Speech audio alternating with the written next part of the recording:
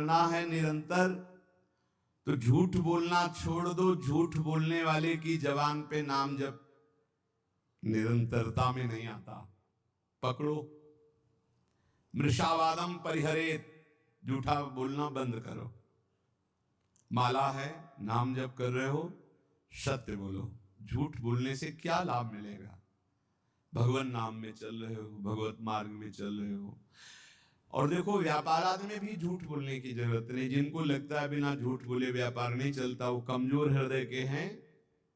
सब कोई जानता है मुनाफे के लिए व्यापार किया जाता है। अपनी सामान का मुनाफा जोड़कर बोल दीजिए, झूठ बोलने की जरूरत नहीं।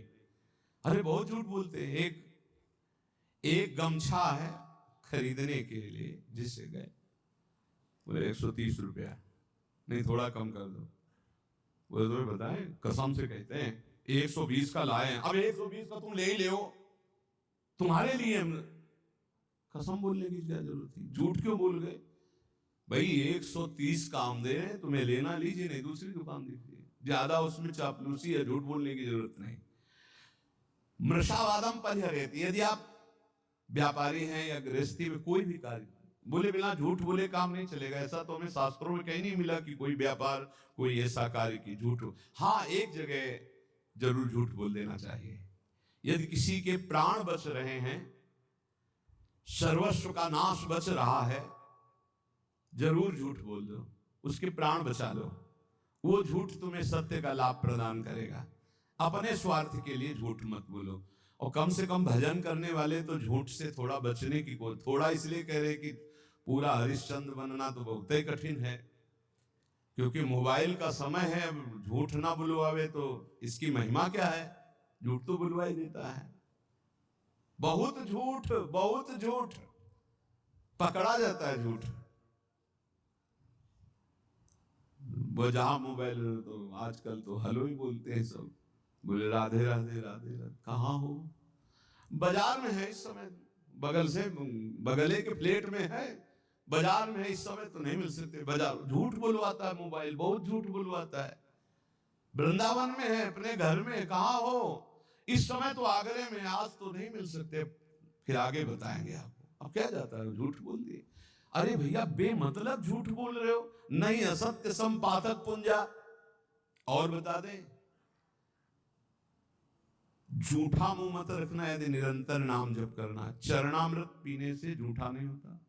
भगवत प्रसाद का किनका लेने से झूठा नहीं माना जाता। शेष कुछ भी झूठा मत रखना। कल हमको एक डॉक्टर साहब शिक्षा दे गए हैं कि आप शराब मांस आदि के लिए तो निषेध करते ही हैं, तमाकू और पान मसाला का भी निषेध कीजिए, क्योंकि इससे कैंसर हो जाता है। तो इसमें और दोष है कि जैसे आप, अब जब चिंतन हुआ तो समझ में, आप मुख में रखोगे तो मंत्र नहीं जप पाओगे। फिर खूब अच्छे से कुल्ला करके, जी भी करके, आचमन करके फिर मंत्र, ऐसा कौन करता है? तो मसाला तो और तमाकू सुपारी खाने वाला निरंतर नाम जप नहीं कर सकता। इसलिए प्रार्थना इस पर भी कल से हमें शिक्षा मिली। भगवान विविध रूपों में आके शिक्षा देते और कह रहे थे कि हम डॉक्टर हैं मुख के। सैकड़ों ऐसे लोग जिनके मुख के कैंसर हो गए हैं, जो तमाकू, गुलमंजन, पान मसाला, तो ये भजन में भी खतरनाक है भाई।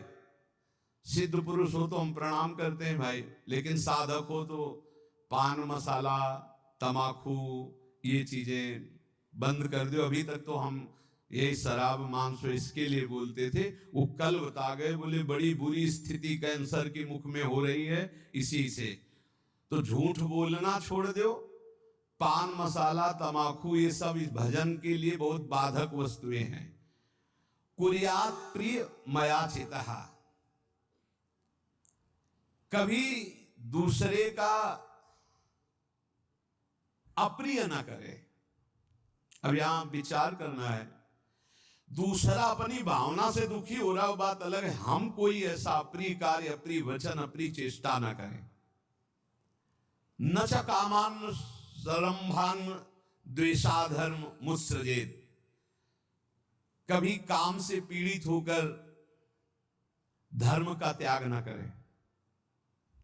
कभी क्रोध से पीड़ित होकर धर्म का त्याग न करे, काम से पीड़ित होकर कभी दूसरे शरीरों का जो धर्म विरुद्ध है उनका सहवास न करे, क्रोध से पीड़ित होकर कभी पूज्य जनों को मारे पीटे ना, गाली गलौज न करे, उनका अपमान न करे, और द्वेष से कभी धर्म का त्याग न करे, द्वेष पूर्वक किसी का अहित, किसी का मंगल ना करे, तो निरंतर नाम चलने लगेगा। आप अभ्यास करो, तमाकू मसाला ना खाए, झूठ ना बोले, पराई माता बहनों की तरफ काम दृष्टि से न देखे, या पराये शरीरों से काम भावना धर्म विरुद्ध न करे, क्रोध में आकर पूज्य जनों का अपमान न कर दे, कड़वे वचन न बोल दे, द्वेष में आकर किसी का अहित न करे, तो नाम जब अभ्यास से बहुत जल्दी निरंतरता पकड़ लेता है। न पापे प्रतिपापः स्यात् साधुरेव सदा भवेत्, आत्मनैव हतः पापो यह पापम कर्तुमिच्छति। यदि तुम्हारे साथ कोई पापी आदमी पाप का बर्ताव कर दे, यदि तुम नाम जापक हो, तो उसके बदले में तुम पाप मत करना। ना उससे तुम बदला चाहना, ना भगवान से, ना किसी और के सहयोग से, और ना स्वयं से। ये भगवत प्राप्ति के लिए है। संसारी आदमी ऐसा नहीं करेगा, वो तो एक थप्पड़ का जवाब दो थप्पड़ में देना चाहेगा, लेकिन भक्त का स्वभाव ऐसा नहीं। कह रहे यदि कोई पापी आदमी तुम्हारे साथ कोई भी गलत बर्ताव, तो हमारा कर्तव्य है कि हम भगवान से प्रार्थना करें, हे प्रभु इसकी बुद्धि शुद्ध कर दो। नाथ, यदि इसकी बुद्धि शुद्ध हो जाए तो ये भी महात्मा हो जाएगा, प्रभु इसको दंड मत देना, ये बहुत भूल में है, इसकी भूल को मिटा दो हे नाथ, हम आपसे प्रार्थना करते हैं। इसका प्रभाव ये होगा कि भगवान आपसे बहुत प्रसन्न हो जाएंगे। उसका तो जो होगा वो उमा क्षमा सापोते भारी, वो दंड तो भोगेगा ही भोगेगा पक्का, पर आपने क्षमा कर दिया तो आपके लिए आपके इष्ट बहुत प्रसन्न हो जाएंगे आपसे। जो साधु स्वभाव है वो किसी भी भारी संकट में पड़कर भी पाप कर्म ना करे। जैसे एक प्रसंग आता है संकट का, सदन जी का, सदन कसाई जी बड़े महाभागवत थे। ये भगवान श्री जगन्नाथ जी के दर्शन करने जा रहे थे, महान अनुराग रस में डूबे हुए, दो चार घरों से भिक्षा ले लेते पाते हुए। फिर तो संध्या समय था, एक घर में भजन करने से एक मुख में विशेष आकर्षण होता है, भागवती का आकर्षण होता है, जो एक आत्म सुख प्रदान करता है। लेकिन जो विषयी जन होते हैं उनके लिए वो आकर्षण काम में भी बदल सकता है। तो उनको एक नौ युवती जो नववधू थी उस घर में, उसने देखा तो उसने कहा बाबा यही पा लीजिए। उनका जैसी आपकी इच्छा। जब पाया तो कहा यही विश्राम कर लीजिए। कहाँ जाते हो? तो कहा जगन्नाथ जी के दर। तो सुबह चले जाना। अब यहां थोड़ी त्रुटि हो गई। बैरागी को सहसा किसी के घर में शयन करना निषेध है, या तो दरवाजे के बाहर, या देव मंदिर, या ग्राम के किनारे कोई वृक्ष, कोई ऐसा देवालय आदि में, अन्यथा या तो कोई वैष्णव महाभागवत, फिर भी उसके बाहर उसकी सैयाओं पर ना सोए जो घर गृहस्थी की है। सहज सरल चित्त तो उसी घर में शयन कर गए। उनको होगा कोई कमरा ऐसे, और अन्य बड़े घर होते हैं। रात्रि जब हुई तो उनकी वही नववधू आई, उसके पति थे, अभी नववधू ही थी। उसने काम वेदना से पीड़ित होकर याचना की सदन से। सदन जी ने कहा कि तुम कैसी हो, तुम्हारे पति है फिर भी तुम ऐसी याचना करती हो। चली गई। तो उनको लगा कि शायद समझ आ गई हो, उसने जाके पति की हत्या कर दी। उसको लगा कि ये इसलिए बड़ा काम पापी स्वभाव का होता है, जब बुद्धि में बैठ जाता है कुछ भी पाप पूरे परिवार को मार सकता है। ऐसा बहुत ऐसी घटनाएं सुनने को मिलती है। वो आयुष ने कहा पति की हत्या कर दी, अब तो स्वतंत्र होना, अब तो भयरहित हो। तो उनका धूर्त कहेंगे ये हमने कब कहा, ये महत अपराध करने वाली तू है। तो उसने कहा होश में अगर हल्ला मचा दिया तो जान से मार डाले जाओगे। तो उन्होंने विचार किया कि बात तो सत्य है। तो उन्होंने कहा धर्म में प्राण त्याग देना सही है, लेकिन अधर्माचरण करना सही नहीं। तो उनका देवी तो चाहे जो कुछ करना चाहे कर ले, पर मैं धर्म विरुद्ध आचरण नहीं करूंगा। उसने हल्ला मचा दिया, गांव के लोग एकत्रित हो गए। क्या ये साधु नहीं है, ढोंगी है, इसको हमने बड़े सम्मान से भोजन पवाया और अपने घर में वास दिया, ये रात्रि में कुछ धर्म विरुद्ध आचरण करना चाहा था, मेरे पति ने विरोध किया तो पति का गला काट दिया। अब मेरे साथ मनमानी करना चाहता था तो मैंने आवाज लगा दी, आप लोग मेरी रक्षा कीजिए। बंदी बना लिए गए, राज दरबार में पेश किए गए। राजा ने पूछा क्या आप अपराध किया? एक बार उन्होंने कहा कि नहीं। तो उसी स्त्री ने कहा झूठा है, दम्भी है, पाखंडी है, साधु नहीं है, वो महापुरुष थे। राजा ने पुनः पूछा तुमने अपराध किया? तो उनका ये जो देवी कह रही उसी के अनुसार मुझे दंड दिया जाए, क्योंकि भगवान की इच्छा, इसीलिए संविधान बना। दोनों हाथ यहां से काट लिए गए, हाथ कटवा लिया धर्म विरुद्ध आचरण। अब कुछ ऐसे लेप लगाए गए जिससे रक्त रुक गया। जगन्नाथ जी के दर्शन करने गए तो बहुत हंसे प्रभु से, क्योंकि वो सच्चे थे। उन्होंने कहा प्रभु आप जानते हैं, फिर भी ये लीला, अगर आज हाथ होते तो मैं हाथ जोड़कर आपको प्रणाम करता, पर स्वीकार करो आप हमारा। और जे ही ऐसे किया तो नवीन हाथ उनके प्रकट हो गए। सच्ची मानिए, कह रहे यहां कि आत्मनैव हता पापो यह पापम कर्तुम इच्छति, पापानां विद्याधिष्ठानम लोभमेव द्विजोत्तम, लुब्धा पापम विवश्यन्ति नरानाति बहुश्रुताः। किसी भी लोभ या किसी धर्म संकट में फंस करके भी पाप आचरण नहीं करना चाहिए। कभी कई तरह के ऐसे धर्म संकट भक्तों के जीवन में आते हैं, उस समय आप अपने आराध्य देव की निष्ठा में रहो। प्राण भी चले गए तो भगवान की प्राप्ति हो जाएगी, लेकिन धर्म भ्रष्ट हो गए तो क्या? जीवन धन गौर श्याम की प्राप्ति के लिए उनका स्मरण करते हुए 100 लाख खा करके भी हम किसी को कुछ नहीं कहेंगे, अपनी श्री जी की प्राप्ति के लिए चलेंगे। वाग्वाण प्रपतंतु मर्मशु शतम पाद प्रहारासि। ये है प्राप्ति करने की इच्छा का नाम। ये है, आपसे बहुत हृदय से बात कर रहा हूं। जब आप भगवत प्राप्ति के लिए कमर कसेंगे तो माया तुम्हें रौंदेगी पक्का। वो या तो इतनी अनुकूलता दे देगी कि आप प्रमाद में भूल जाओ, और या हर कदम में प्रतिकूलता दे देगी कि चलना मुश्किल हो जाएगा। अब क्या करूं? उस स्थिति में भी चाहे सर्वस्व नाश हो जाए, मैं श्री जी को नहीं छोड़ सकता।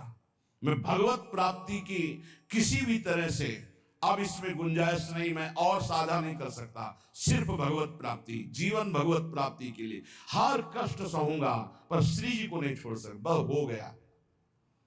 वाग्वाणा प्रपतंतु मर्म सुसतम पाद प्रहारा सिरो। चाहे जितना कष्ट दो, 100 लाख मारो, 100 गालियां दो, हम वृंदावन नहीं छोड़ेंगे, हम प्रियाजू की उपासना नहीं छोड़ेंगे। सब छूट जाए, सब नष्ट हो जाए, आप जानो आपका काम जाने, हम आपको नहीं छोड़ सकते। स्मारम मथापि जीवन धनम। तो क्या मिलता है? बोले वो स्मरण करता हुआ, बार बार स्मरण करता हुआ अपने जीवन धर्म गौर श्याम प्रिया प्रीतम, ऐसा मुदितो, ऐसा आनंदित रहता है कि उसको परवाह नहीं रहती कौन गाली दे रहा है, कौन मार रहा है। ऐसी उत्तम स्थिति वत्स्यामि वृंदावने, मैं ऐसे वृंदावन में वास करूंगा, चाहे मुझे कोई मारे, चाहे गाली दे, चाहे अपमान करे। भुक्तम जन्मनि जन्मनि प्रियवधू चंदनाद्यम त्वया, अहंकारस्तु न शांतेव सुयशो ववर्जितम नाद्य तत्। बहुत सुंदर बात कह रहे हैं। अभ्यस्तात समस्त शास्त्र विततिर्मोहस्तु नास्तम गतस् तन्निर्विद्य समस्ततो भज महानंदाय वृंदावनम। जन्म जन्म में हमने बहुत भोग भोगे, काम भोग भी भोगा है, नौवधु, माला चंदन, नाना प्रकार की सुख सामग्री, बहुत अहंकार था, बड़े बड़े पदों में गया, कुछ नहीं, आज फिर वैसे का वैसा हूं। भाई मेरी प्रार्थना मान लो ऐसे आप भी हो, कभी आप भी देवता बने होगे, स्वर्ग के भोग भोगे होगे, कभी नरक गए होगे, कभी नाना प्रकार की और योनियों में गए होगे, सब भोगा, सब कर लिया, भगवत प्राप्ति नहीं की एक बार भी। अब हिम्मत कर लो, बहुत शास्त्र पढ़ लिए, ज्यादा पढ़ने की जरूरत नहीं। कह रहे हैं अभ्यस्तात समस्त शास्त्र विदितिर मोहस्तु, मोह ही होगा, अज्ञान ही बढ़ेगा। क्या अष्टांग योग में चले कि ये सिद्धि प्राप्त करें, कि इस मार्ग में चले कि इस मार्ग में चले। बहुत शास्त्रों का ज्ञान होना दुर्भाग्य ही है। कोई कह सकता है ऐसा कैसे कह सकते हो? क्योंकि वो निर्णय ही नहीं कर पाता मैं किधर चलूं। हजारों मार्गों का ज्ञान है, एक कदम नहीं चला किसी मार्ग में तो दुर्भाग्य नहीं और क्या है। निर्णय निकला, पूरा जीवन हो गया, हर किलोमीटर का ज्ञान है, हर रास्ते के, लेकिन चले एक कदम नहीं कि उस किलोमीटर के बाद फिर क्या है, अब गए ही नहीं तो अनुभव ही नहीं। ऐसा शास्त्र ज्ञान किस काम? आपको भारत के हर मार्ग का ज्ञान है, किलोमीटरों का, लेकिन आपने यात्रा किसी भी पावन तीर्थ की नहीं की, तो बैठे बैठे इस ज्ञान से क्या परम पवित्र हो जाएंगे क्या? आपने कभी अवगाहन नहीं किया किसी तीर्थ का, किसी धर्म क्षेत्र का, किसी पुरियों का, धामों का, और आपको सब ज्ञान है, वो ज्ञान किस काम का? हलवा की पूरी प्रक्रिया बनाने की आप एक सांस में बता जाओगे, लेकिन कभी बना के पाया? बोले नहीं, तो फिर मतलब क्या रहा? ये शास्त्र ज्ञान तभी सार्थक है जब भगवत साक्षात्कार करो। कह रहे हैं अहंकारस्तु न शांत, ये अहंकार तुम्हारा शांत नहीं होगा। अभ्यस्तात समस्त शास्त्र विततिर मोहस्तु नास्तम गत, मोह तुम्हारा नहीं जाएगा चाहे जितने शास्त्र पढ़ लो। बोले क्या करें, आप उपाय बताओ। तो बोले हम उपाय आपको बता रहे हैं। महा आनंदाय वृंदावनम भज, भज माने तो सेवा, सेवन कर वृंदावन का, वृंदावन का आश्रय ले, वृंदावन धाम आ जा, रसिकों का संग कर, प्रियालाल के अनन्य हो जा, ज्यादा जानने की जरूरत नहीं।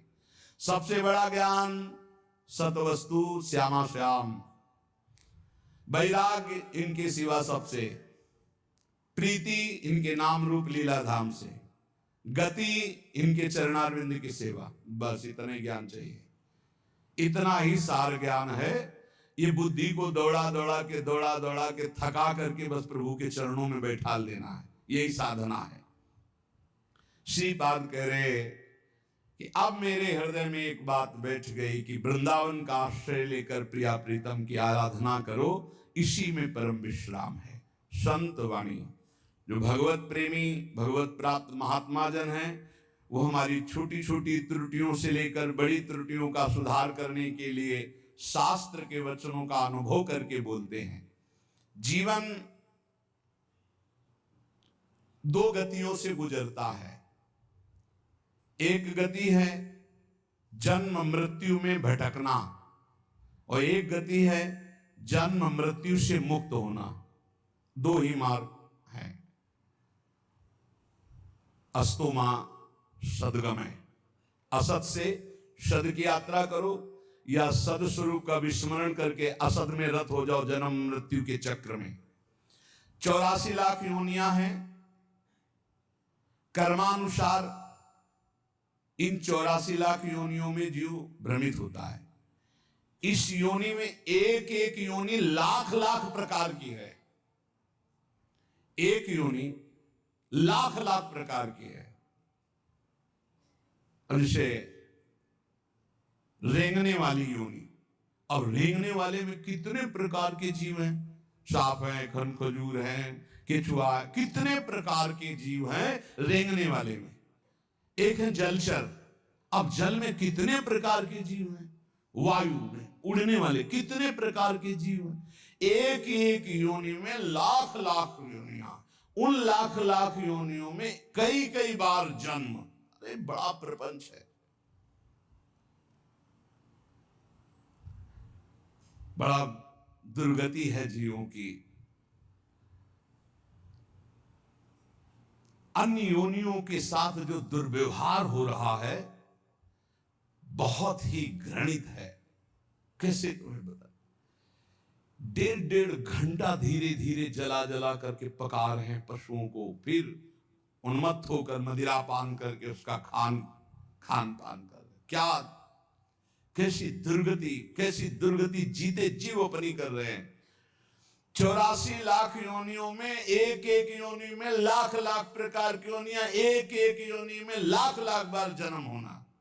ऐसे थोड़ी ये प्रपंच हाहाकार ऋषि जन इसलिए कर रहे हैं कल्याण कर ले, भूल मत कर। यही एक चांस है मनुष्य दे जिससे तू अपना कल्याण कर सकता है, अन्य योनियों में नहीं। अब सोचो उस जीव की क्या हालत है, हाथ पैर बंधे हुए लोहे की छड़ में फंसा हुआ है, आराम से धीरे धीरे अग्नि उसे जला रही, वो कीक रहा है, चिल्ला रहा है, और वो आनंदित हो रहे हैं। वो थोड़ा थोड़ा पीते जा रहे हो, देख रहे हैं पक रहा है, पका लो। तुम्हारे तो खाने के काम में आएगा, तुम खाने के भी काम में नहीं आओगे। ऐसी तुम्हारी हालत काल करेगा, जब वो जलाएगा तो तुम खाने के काम में भी नहीं आओगे। बहुत होश में, बहुत होश में, बहुत होश में। ये कर्म तुम्हारा कहीं बख्शने वाला नहीं, तुम्हें दंड देगा। 84 लाख योनियां, एक केवल मनुष्य योनि जिनमें आप अपना उद्धार कर सकते हो। मानव जीवन गिने चुने श्वासों वाला है, गिने चुने श्वासों वाला। इतनी श्वासें आपकी हैं, बस प्रतिपल माइनस होता चला जा रहा है, खत्म होती चली जा रही। या हम आनंदित हो रहे हैं, 30 वर्ष के हो गए, 35, अरे आनंदित नहीं, 35 वर्ष गए जीवन के। मूल कार्य के लिए जो आए हो भगवत प्राप्ति, उसमें क्या किया? बोले कुछ नहीं, अभी तो खेलने खालने की उम्र है। मरने की उम्र कौन सी है? कभी भी तो मर सकते हो, तो अपना काम क्यों नहीं बना लेते? राधा राधा राधा। यही अवसर है जीव आवागमन के अनादि चक्र से अपना छुटकारा करके अपने स्वरूप में स्थित हो सकता है, भगवत प्राप्ति कर सकता है। जन्म मृत्यु का चक्र कब तक चलेगा, अकल्पनीय, कल्पना भी नहीं कर सकते। काल चक्र आपको घुमाता रहेगा। इसलिए मनुष्य जीवन में भगवत प्राप्ति का अवसर है। ये काम, क्रोध, लोभ और मोह, ये 4 प्रधान ऐसे हैं जो इस चक्र को चलाते रहते हैं। आवागमन, पुनरपि जननम पुनरपि मरणम पुनरपि जननी जठरे शयनम, ये चक्र चलाते रहते हैं। काम, क्रोध, लोभ, मोह, इन्हीं को नरक की गति कहा गया है। इनमें से किसी में भी एक में पैर पड़ जाए, काम में, क्रोध में, लोभ में, मोह में, फौरन चारों आज करके उसे घुमाने लगेंगे। बार बार जन्म, बार बार मरण। नरक की दारुण यंत्रणा हर योनि में उसको प्राप्त होगी। केवल मनुष्य योनि ऐसी जिससे अपने को बचा सकते हो। केवल मनुष्य ही सत्कर्म करने में स्वतंत्र है, नवीन कर्म करने में स्वतंत्र है। अन्य प्राणी तो पूर्व में जो संचित कर्म गोदाम लगा उसी को भोगते रहते हैं। वो अशुभ कर्मों का नाश करते रहते हैं, भोग भोग करके। वो नवीन कर्मों का उपार्जन नहीं कर सकते। मनुष्य नवीन कर्म उपार्जन कर सकता है। मनुष्य कर्म करने में स्वतंत्र है। मनुष्य ही है जो अपने कर्म संस्कारों को भस्म कर सकता है, दूसरा कोई योनि नहीं।